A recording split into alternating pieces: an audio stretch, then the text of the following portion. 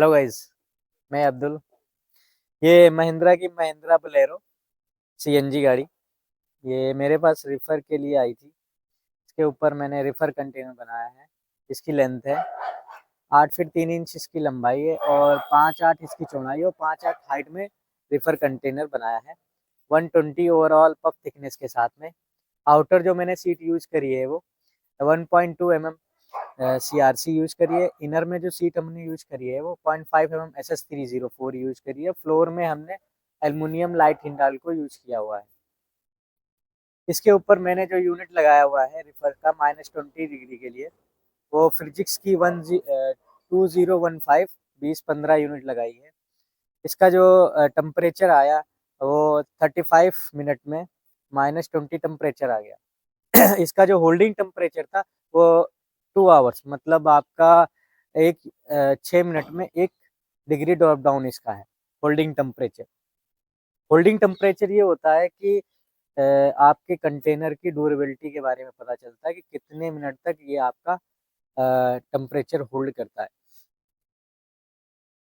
इसकी स्पेसिफिकेशन के बारे में हम आपको बताते हैं। इसमें जो मैंने मेन अडाप्टर यूज किया हुआ है वो 4-2 राना का यूज किया हुआ है। जो इसके क्रॉस मेंबर मैंने यूज किए हुए हैं वो 3.5 एडी के चैनल किए हुए हैं। और इसकी जो बॉटम की प्रोफाइल मैंने यूज करी है वो 12 गेज की आपकी प्रोफाइल मैंने यूज करी है वो 4-2 पाइप की यूज करी हुई है। इसके जो ओवरऑल पिलर्स मैंने यूज किए हैं वो 14 गेज आपके HR सीट के यूज करे हुए हैं। इसकी जो आउटर की सीट हमने इसमें लगी है जो यूज करी है वो 1.2 mm CRC यूज करी है। और जो इसका मैंने ओवरऑल जो इसका पेंट दिया है, पेंट हुआ है इस बॉडी पे वो PU वाइट पेंट यूज हुआ है। नॉर्मल से PU वाइट पेंट में आपका जो रिफ्लेक्शन होता है, शाइनिंग होती है वो अधिक होता है। और जैसे कि एस्पा का जो है तो ये आप क्लीन कर सकते हैं तो इजी ये क्लीन हो जाता है। और PU पेंट की एक और प्रॉपर्टीज होती है जैसे कि आपका -35 का टेम्परेचर है तो इनर साइड में अगर आपकी आउटर में PU पेंट है तो आपका 2 से 3 डिग्री का आपका टेम्परेचर ड्रॉप डाउन हो जाता है। साइड में हमने एसएस की ये 1.2 mm की चेकर्ड प्लेट लगाए हैं जिससे कि आपका डोर जो होता है वो ओपन होने के बाद ये वॉल से डायरेक्ट इम्पैक्ट ना हो। तो इसके लिए सेफ्टी के लिए मैंने 1.2 mm की सीट लगाई है। इसका जो मैंने बेस और मड गार्ड यूज करे हुए हैं ARI डायमेंशन के अकॉर्डिंग यूज करे हुए हैं। ARI डायमेंशन का बेस ये मतलब होता है कि आपका जो मैक्सिमम क्रॉस मेंबर जो पड़ते हैं वो 520 mm एंड 500 के अप्रॉक्सीमेट पड़ने चाहिए। और जो मड गार्ड्स होते हैं ये टायर से और इसके बीच का गैप जो होता है 250 होता है मैक्सिमम। अप्रॉक्सीमेट मैंने इसका 170 लिया हुआ है। बैक साइड में हमने इसका डबल लीफ डोर यूज करे हुए हैं टेपर प्रोफाइल के साथ में।